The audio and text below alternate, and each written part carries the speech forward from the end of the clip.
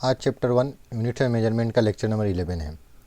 अब तक हमने क्या देखा, बहुत सारे डायमेंशन देख चुके हैं और पीवाईक्यू कर चुके हैं, ठीक है ना।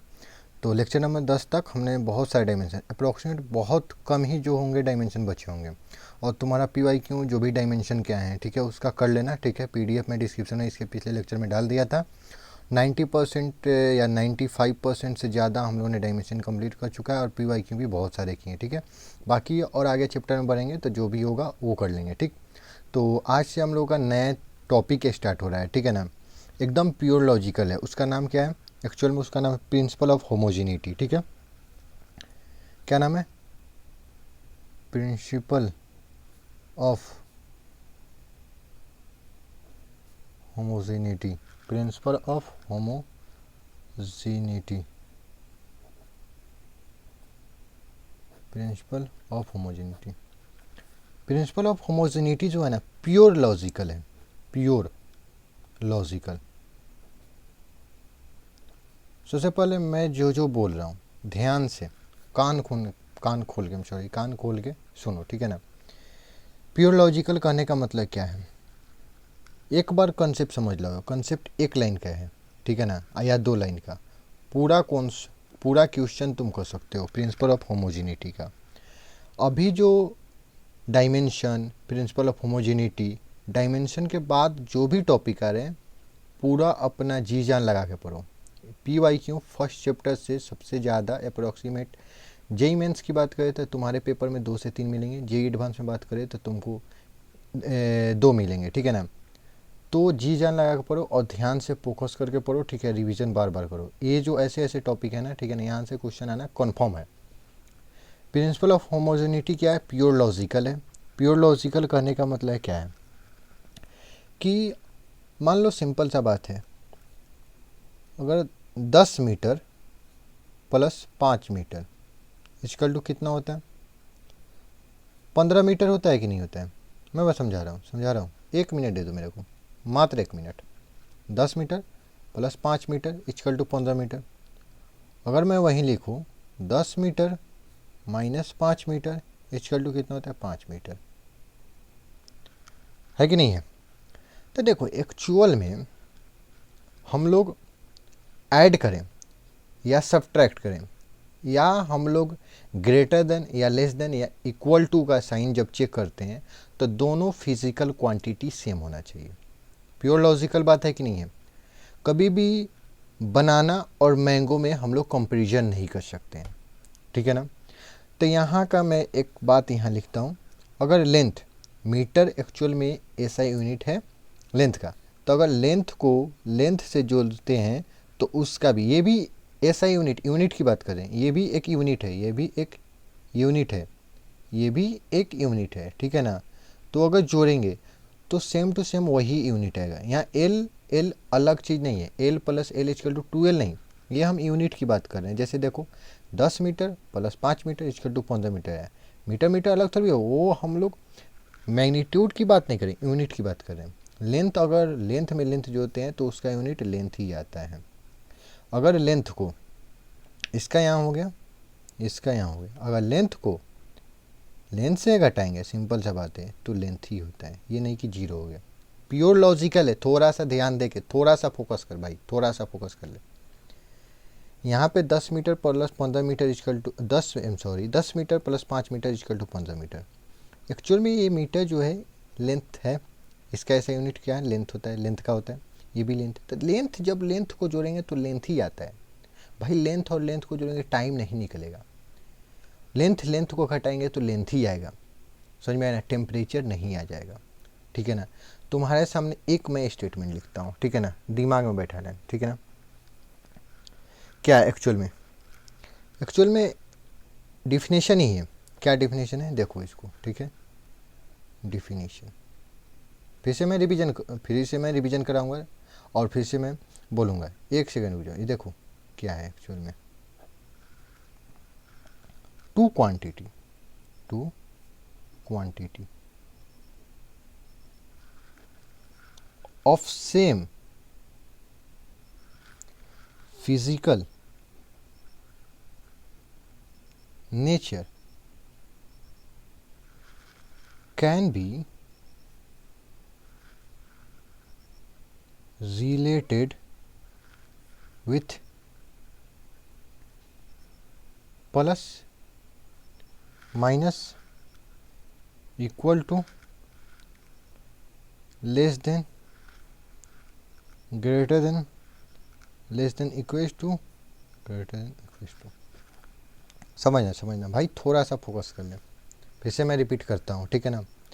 Principle of homogeneity pure logical चीज़ है। अगर हम लेंथ को लेंथ में जोड़ते हैं तो हमें लेंथ मिलता है, टाइम को टाइम से घटाएंगे तो हमें टाइम ही मिलेगा, ठीक है ना।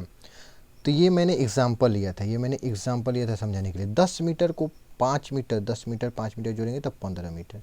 देख रहे हो, जब लेंथ को लेंथ से जोड़ते हैं तो हमें लेंथ ही आता है। उसी तरह लेंथ में से लेंथ घटाएंगे तो लेंथ ही मिलता है। ये नहीं L माइनस L में बराबर 0। यूनिट की बात कर रहे हैं भाई, हम यूनिट की बात करें, थोड़ा सा फोकस कर भाई, यूनिट की बात करें। डिफिनेशन पर क्या है, two quantity of same physical nature. क्या है, याद दिमाग में बैठा लो, दिमाग में फिट कर लो। सेम फिजिकल नेचर होगा ना, तभी उसे या तो ऐड कर सकते हैं या सब्ट्रैक्ट कर सकते हैं या इक्वल कर सकते हैं। कंपैरिजन करने की बात हो गई, या तो ग्रेटर लेस देन जो भी है कर सकते हैं। ये जो चीज़ें 1 2 3 4 5 6 7, ये सातों चीज़ करने के लिए हमारा सेम फिजिकल नेचर होना चाहिए, ठीक है। तो ये सातों जो भी चेक करता है, बचपन में जैसे सिंपल सा बात है, अभी भी मैं तेरे से मैं बात कर लूँ भाई, सिंपल सा बात है कि 10 आम और 5 बनाना में कौन बड़ा है, कौन ज़्यादा है, तो बता नहीं पाएगा। क्यों नहीं बताया, क्योंकि दोनों सेम फिजिकल क्वांटिटी यानी फिजिकल नेचर में नहीं है। जब तक दोनों सेम फिजिकल नेचर में नहीं होंगे तब तक तुम नहीं बता सकते। मैं पूछूंगा 5 आम 10 आम में कौन ज़्यादा है, तो तुम फट से बोल दोगे कि 10 आम ज़्यादा है। लेकिन वही बात है, क्यों, क्योंकि दोनों आम के बीच कंपैरिजन हो रहा है और दोनों आम जो है सेम फिजिकल नेचर के हैं, इसलिए हम लोग कंपैरिजन कर पा रहे हैं कौन ज़्यादा है कौन कम है। समझ में आया। 5 रुपये की नोट 10 रुपये की नोट, कौन सा नोट ज़्यादा है, तो 10 रुपये की नोट। क्यों हम लोग कंपैरिजन कर पा रहे हैं, क्योंकि वो सेम फिजिकल नेचर की हैं। अगर वही हम बोल दें हमारे पास 10 अमरूद है, उसके बाद 5 लीची है, कौन ज़्यादा है, हम नहीं बता सकते भाई। क्यों नहीं बता सकते यार, एक्चुअल में सेम फिजिकल नेचर नहीं है। ये सातों चीज़ करने के लिए दोनों का फिजिकल नेचर सेम होना चाहिए। मोस्ट इम्पोर्टेंट थिंग, दिमाग में बैठा लो और दिल में भी बैठा लो। अगर दिल में कुछ और बैठा है उसको निकालो, इसको बैठाओ, जेई मेंस फोड़ दोगे, जेई एडवांस फोड़ सकते हो। ये सब चीज़ें स्टेटमेंट है जो कि क्वेश्चन कराता है, ये लॉजिकल है। समझ में आया कि नहीं आया। एक और चीज़ लिखो, ये समझ में आया, आई होप समझ में आया होगा, ठीक है। और 2 इम्पोर्टेंट चीज़ और लिखूंगा, इम्पोर्टेंट नंबर 1, और एक्सप्लेन भी करूंगा बहुत अच्छे से। थोड़ा देर दे दो मेरे को, ज़्यादा नहीं, थोड़ा देर, मैं सारा क्लियर कर दूंगा। बिल्कुल आसान है, जितना बताऊंगा ना उससे सारा क्वेश्चन आज तक जितना पीवाई गया सब कर दोगे तुम, ठीक है ना। बस मेरे को रिलैक्स होकर टाइम दो, ठीक है ना। इम्पोर्टेंट नंबर 1 पॉइंट क्या लिखते हैं, एक्सपोनेंशियल। मैं एक्सप्लेन करूंगा एक एक पॉइंट, सब्र करो।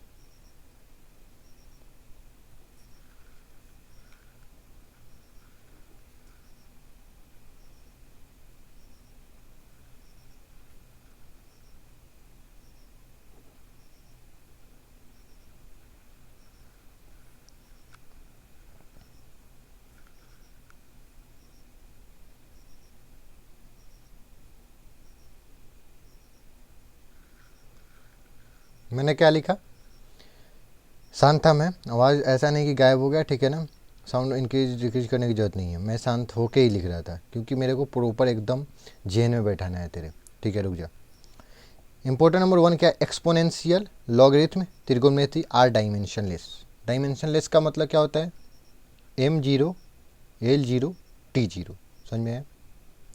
एक्सपोनेंशियल का मतलब क्या होता है, आजा। एक्सपोनेंशियल का मतलब जैसे लिखते हैं 2 के पावर 2 e के पावर 3। समझ में आया ना।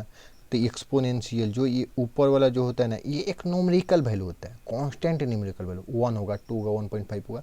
तो भाई तेरे को मैंने बताया था कि नहीं बताया था पिछले लेक्चर में कि एक न्यूमेरिकल डायमेंशनलेस कांस्टेंट होता है, ये सब डायमेंशनलेस कांस्टेंट होता है। इसलिए ये 2 का डायमेंशन क्या है भाई, डायमेंशन ले सही है, न्यूमेरिकल वैल्यू है, समझ में आया कि नहीं। लॉगरिथम क्या होता है, log A log B with base A लिखते हैं, ऐसे मैथ में आएगा, टेंशन ना लेना। तो एक्चुअल में ये बी हो चाहिए, एक्चुअल में ये नंबर है, न्यूमेरिकल वैल्यू। अगर इसको एग्जांपल के तौर पे इसका एक लिखूं तो सिंपल सा लॉग 8 विथ बेस 2, देख रहे हो न्यूमेरिकल वैल्यू, समझ में आया कि नहीं है। तो न्यूमेरिकल वैल्यू है भाई, न्यूमेरिकल वैल्यू का डायमेंशन लेस होता है, ये न्यूमेरिकल वैल्यू 1 2 पाई, समझ में आया कि नहीं। त्रिकोणमिति क्या होता है, साइन थीटा। याद होगा तेरे को, तो मैंने बताया था कि angle is dimensionless but unit is radian, cos theta, समझ में आया कि नहीं है। तो ये चीज़ है, फर्स्ट इम्पोर्टेंट चीज़ ये था, ठीक है।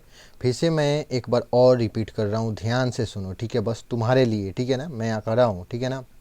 एक बार और, principal of homogeneity pure logical है भाई, सेम फिजिकल नेचर को ही जोड़ सकते हैं, घटा सकते हैं, कंपैरिजन कर सकते हैं। ये सातों चीज़ तुमको करने के लिए सेम फिजिकल नेचर होना इम्पोर्टेंट है, वरना नहीं कर सकते। और एग्जाम्पल, मैंने जैसे एग्जाम्पल लिया, आम और बनाना में कंपैरिजन नहीं कर सकते, नहीं बता सकते कौन ज़्यादा है कौन कम है, क्योंकि फिजिकल नेचर सेम नहीं है। फर्स्ट इम्पोर्टेंट थिंग ये था। सेकेंड इम्पोर्टेंट, ठीक है, पेज में चेंज कर रहा हूँ, बात रहा मल्टीप्लाई, ये सातों में मल्टीप्लाई और डिवाइड कहीं भी नहीं होगा, ठीक है ना। तो important number point 2, any two physical quantity, any two physical quantity can multiply and divide. क्या समझे, any two physical quantity can multiply and divide, कहने का मतलब है कि वो जो पीछे के 7 चीज़ थे, ऐड करना, सब्ट्रैक्शन करना या कंपैरिजन करना, उनके लिए फिजिकल नेचर दोनों का सेम होना चाहिए।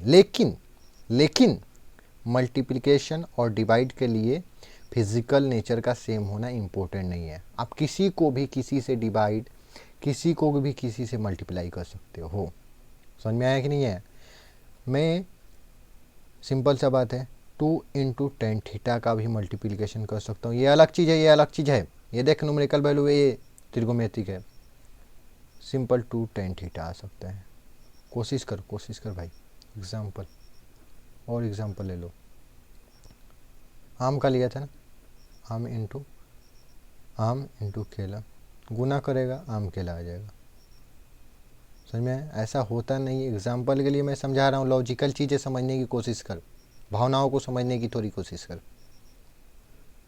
4 × क्या लेगा, cos थीटा ले ले, 4 cos थीटा। और एग्जाम्पल लेगा, ले पाई × e³ पाई e³। समझ में आया। वही मैं कह रहा हूँ कि डिवाइड और मल्टीप्लिकेशन के लिए फिजिकल क्वांटिटी का सेम होना इम्पोर्टेंट नहीं है, बट जोड़ घटाव कंपैरिजन करने के लिए फिजिकल क्वांटिटी का सेम होना बहुत इम्पोर्टेंट है, समझ में आया ना। अगर कहीं भी दो फिजिकल क्वांटिटी को जोड़ते हुए घटाते हुए अगर देख रहे हो, यानी दोनों का फिजिकल नेचर सेम होगा, तभी जोड़ हो रहा है या घटाया जा रहा है। अगर दोनों का फिजिकल नेचर सेम नहीं है तो जोड़ घटाव कर ही नहीं सकते हैं, समझ में आया कि नहीं है। तो इस पे मैं तुमको एक क्वेश्चन कराता हूँ, ठीक है ना, आ जाओ क्वेश्चन करा के बताता हूँ, ठीक है ना। आई होप समझ में आया होगा, नहीं समझ में मैं एक बार और रिपीट कर देता हूँ, क्योंकि मैं तुम्हारे लिए ही यहाँ हूँ, ठीक है ना, किसी और के लिए नहीं, समझ में आया ना।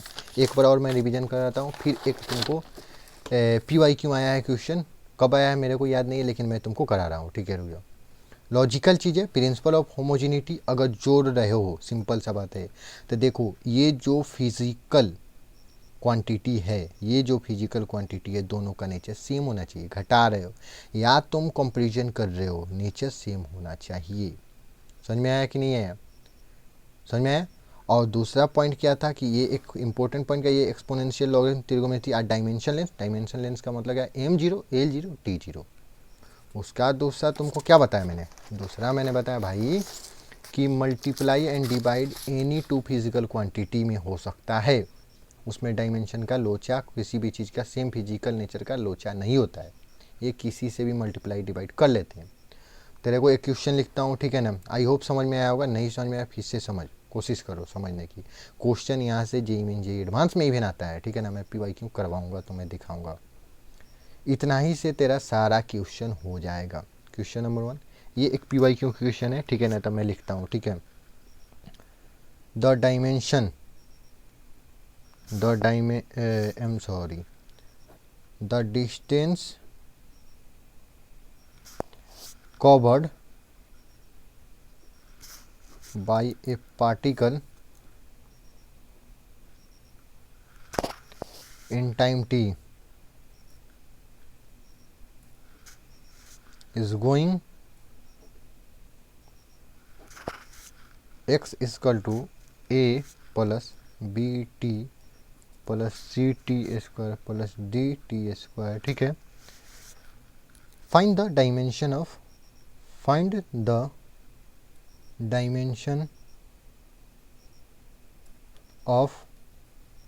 ए बी सी एंड डी। अब तुमको इम्पोर्टेंस पता चलेगा ये प्रिंसिपल ऑफ होमोजेनिटी का, ठीक है। सॉल्यूशन, सबसे पहले वीडियो पॉज करो और ट्राई करो बनाने की, ठीक है। बन जाए उसके बाद फिर वीडियो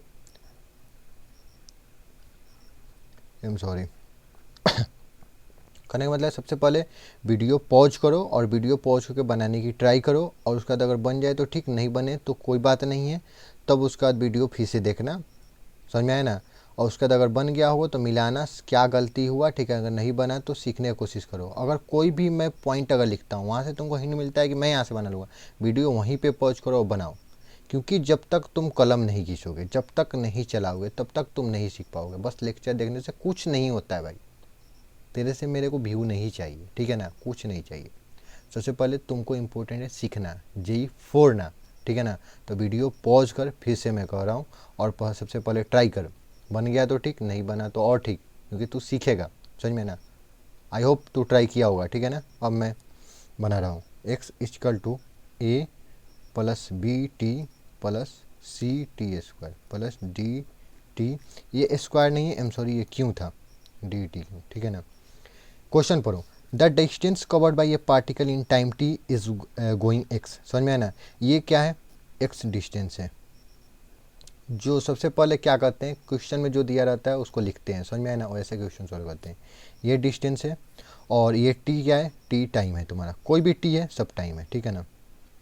तो सबसे पहले मैंने क्या बताया था, अभी प्रिंसिपल ऑफ होमोजेनिटी जब स्टार्ट किया था तो सिंपल सा बोला था, जोड़ो या घटाओ भाई सेम फिजिकल नेचर में होगा तभी हो रहा है। ये देख भाई, इक्वल टू का मतलब क्या होता है, कंपेरिजन। एक बार और मैं रिवीजन करा देता हूँ, एक बार और देखो। Plus minus equal to less than, ये less than greater than, less than equal to, greater than equal to, ये होने के लिए सेम फिजिकल नेचर होने की ज़रूरत है, नहीं होगा तो हो ही नहीं सकता है। तो देखो सबसे पहले ये देखो बराबर दिख रहा है, यानी इधर का जो चीज़ है और इधर का जो चीज़ है दोनों सेम है, तभी हम लोग कंपेरिजन कर पा रहे हैं, चाहे बराबर लिख पा रहे हैं, समझ में आया। 5 इक्वल टू 5 लिख रहेंगे तभी दोनों बराबर है, तभी लिख सकते हैं। तो x डिस्टेंस है, सिंपल सा बात है, समझो कहने का मतलब है x डिस्टेंस है, इधर का डिस्टेंस है, ये भी पूरा डिस्टेंस होगा, होगा कि नहीं होगा ये बता। ये अगर डिस्टेंस है, x डिस्टेंस है, तो ये भी पूरा डिस्टेंस होगा। ये जो पूरा चीज़ दिख रहा है, ये जो पूरा चीज़ दिख रहा है, ये भी डिस्टेंस है। बराबर कब किसी को लिख सकते हैं, जब बराबर हो तभी लिख सकते हैं भाई। ये डिस्टेंस है, ये भी डिस्टेंस है। अब आ जा, A plus B T plus C T square plus D T, ये भी डिस्टेंस पूरा है। और देख कहने का मतलब है भाई कि अगर प्लस, किसको प्लस करते हैं, सेम फिजिकल, अगर ये पूरा डिस्टेंस है, ये पूरा डिस्टेंस है, तो समझ भाई ये प्लस हो रहे हैं, प्लस हो रहे हैं, यानी इनका भी फिजिकल नेचर सारा का सेम होगा। यानी ये एक्स है, ये भी पूरा एक्स है, यानी सिंपल सा बात है, ये भी तुम्हारा डिस्टेंस है। एक बार और मैं रिपीट करता हूँ, वेट, ये खुद में डिस्टेंस है, ये खुद में डिस्टेंस है, ये खुद में, सॉरी यहाँ का टी छूट गया है, ये खुद में डिस्टेंस है। समझ भाई, समझ कहने का मतलब क्या है। एक्स इक्वल टू ये है, ये डिस्टेंस है, यानी तो ये भी डिस्टेंस है। सिंपल सा बात है कि नहीं, सबसे पहले बता, क्योंकि बराबर लगा है तो बराबर होगा, ऐसे ही लिखा नहीं जा सकता है। ये डिस्टेंस तो ये पूरा डिस्टेंस। और देख भाई, ये प्लस हो रहे हैं, एडिशन हो रहा है, यानी इनका जो फिजिकल नेचर होगा और इसका जो फिजिकल नेचर होगा फिर इसमें ऐड हो रहा है, इस सब का फिजिकल नेचर सेम होगा। अगर ये डिस्टेंस है तो ये भी डिस्टेंस है, ये भी डिस्टेंस है, ये भी डिस्टेंस है, ये भी डिस्टेंस है। समझ में आया कि नहीं आया? समझ में आया कि नहीं? अब देखिए यहाँ से फटाफट हम लोग डायमेंशन निकालेंगे। सबसे पहले ए का डायमेंशन देखो भाई, ए डिस्टेंस है और डिस्टेंस का डायमेंशन यानी लेंथ होता है कि नहीं? तो देखो भाई, ए का डायमेंशन, ए खुद में डिस्टेंस है तो ए का डायमेंशन एल हो गया, हुआ कि नहीं हुआ बता। B T equal to, B T खुद में डिस्टेंस है, डिस्टेंस का एल। यहाँ से टी को इधर भेजेंगे तो टी खुद में फंडामेंटल फिजिकल क्वांटिटी है तो टी का डायमेंशन टी होता है तो एल। अब बाटा टी आया तो टी को ऊपर मैंने भेज दिया।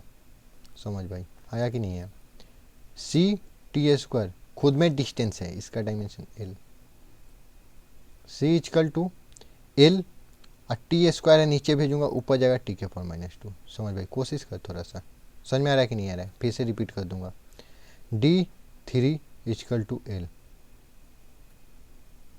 D equal to L, T के पावर नीचे 3 आएगा, ऊपर जाएगा एल टी के पावर -3।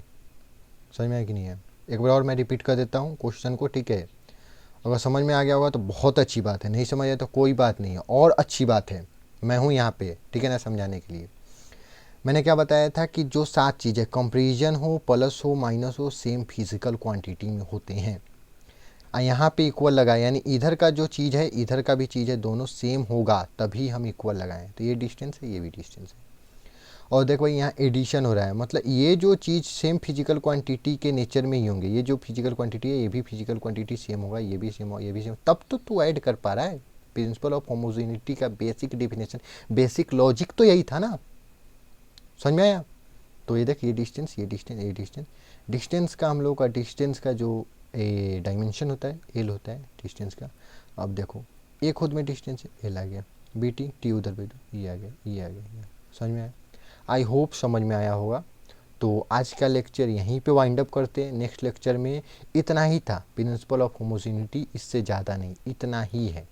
बस कुछ कुछ इंपॉर्टेंट नोट कहीं आ जाएंगे, ठीक है, तो मैं बता दूंगा, अलग से बताऊंगा, क्योंकि तुम्हें प्रॉब्लम नहीं हो। और एक बात मैंने पहले भी बोला था कि पहले वाला एटीट्यूड छोड़ दो, क्वेश्चन से तुम सीखोगे। जेई में 10th में था कि तुमको थ्योरी बताया जाए, सारा क्वेश्चन को लपेट दोगे, यहाँ ऐसा नहीं होता है। समझ में ना, थ्योरी के साथ साथ क्वेश्चन से सीखना पड़ता है।